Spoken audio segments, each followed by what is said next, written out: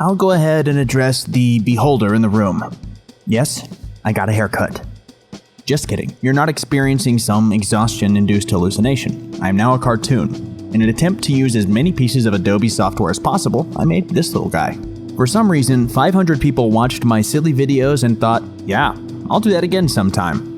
I know 500 subs isn't much in the grand scheme of things, but it was a personal goal for me, and I am speechless. Thank you for sharing these videos and helping the channel grow. Together, we're helping people overcome and accept weird brain baggage to play the game we all love. To celebrate this awesome occasion, I want to address one of the questions I get the most often. What do I do when I'm tired of running the game? I know the feeling all too well. You've put everything into place. You have these grand, ever-changing visions of how the story will end. You're sowing seeds for a never-ending supply of future adventures, but the stress of running the game won't stop taking its toll.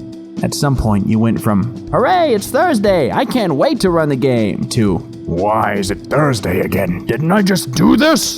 The good news is, it's normal to feel that way. I guarantee you, good Matt, evil Matt, Brendan Lee Mulligan, whoever your favorite dungeon master is, Griffin McElroy, they felt that way too. Whatever fuel they burn to run the game, at some point, it runs low.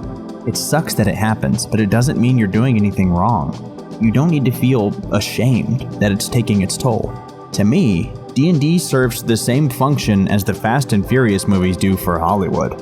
It's not high art. It's not exactly narratively driven, but people care about it. And it's a creative outlet.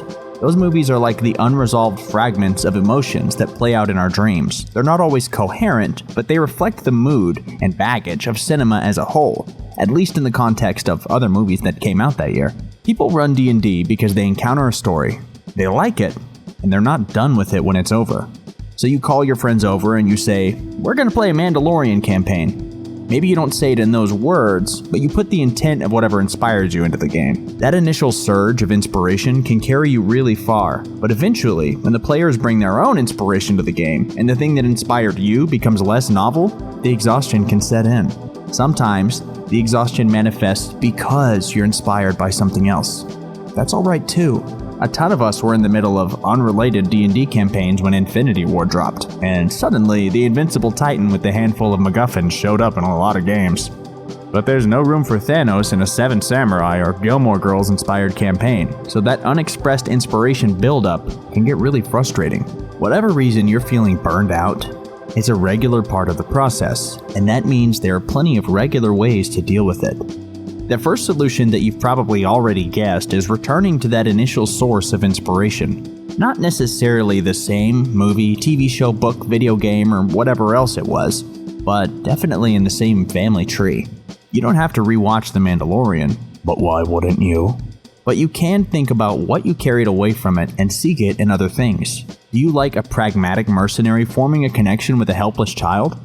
Put on Logan or Leon the Professional. Do you like a world in the wreckage of a revolution of people waiting on the promises of new political powers? Watch The Hateful Eight, Gone with the Wind, or Lonesome Dove. My wife is one heck of a writer, and she keeps her stacks on hand whenever she's writing anything. For her web serial Houndstooth, we watch Gilmore Girls and Twin Peaks. She reads stories that center around vulnerable characters. She looks for fiction where the location is as much a character as any one person, and it works. She's able to channel exactly what she needs into the story, and leaves the unnecessary or contradictory stuff on the shelf. The second thing I tend to do is ask someone else to DM for a few games. If no one wants to DM or has time to prep a game, we'll spend a few weeks just meeting up and playing Smash Bros. Or watching Cowboy Bebop. Remind yourself that you're here to hang out with your friends, and the pressure you're putting on the game to succeed will dissolve. The third solution is a little more mystical, so take this with a grain of woo-woo salt. All stories are a projection of consciousness. All inspiration is a revelation of the self to the self. I have an exercise where I will commune with my PCs and NPCs and ask them what they want.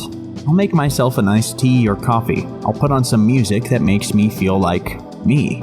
Then I sit with my eyes closed and build the scene. A wooden table covered with food and drink. Incense smoke fills the air. At the head of the table is Baitor, the Hell Knight, oath-bound to conquer the continent in the name of his infernal master. Seated beside him is Andred, the aged general of a scattered army, the last hope of humankind. Across from me sits the wizard Folcomedes, who's trying to power an ancient machine that could turn the tides against Baitor's hellish legions. As I pour my attention to them, they manifest a life of their own. Surely, if I lifted the veil, if I let my sense of disbelief come crashing down, they would vanish. But just for now, in this moment, I let them speak to me. Some part of my mind splits off and does the work. This exercise almost always renews my vigor to run the game. If you have trouble forming images of any kind in your head, or if building something that coherent is a problem, use props. I've arranged my D&D minis and mentally put myself in a room with them. Communing with your inspiration in this way, if you can silence the cynical, boring self that says it's dumb, is incredibly powerful. Finally, if all else fails, it's okay to write an ending that comes a little sooner. Maybe don't do it mid-session, but if you take a look at the villain's goals, the doomsday clock, the feral hordes of the wilderness, or whatever else drives the conflict in your game, you can bump it forward a few notches. Deciding that something is going to end can make it that much sweeter.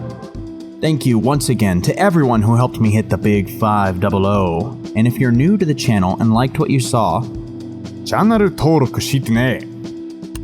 if you've been having nightmares where every creature in the monster manual comes to life and punches you in the stomach, the only way I know for sure to fix that is to visit my Patreon. That's at patreon.com/dungeonologist. These fine folks have been living free from that nightmare for a while now.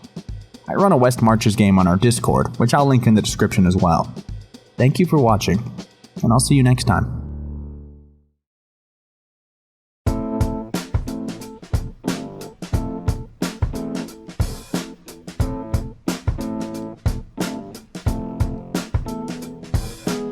Leslie, Frederik, Shawn, Luke, Alexis, I don't deserve you. Mackenzie, Shawn, Joel, Shade, Sam, and Jacob, I don't deserve you. Nathaniel, Mark, Tannyn, Adam, Amanda, you know that I do not deserve you. Matt Mercer wouldn't even deserve you. Matt Colville wouldn't even deserve you. Brennan Lee Mulligan wouldn't deserve you. Even sweet baby brother Griffin McElroy would not deserve you. Yes, it's true. Thank you for being my patrons. You let me take time off work and animate a little goblin, and I'm out.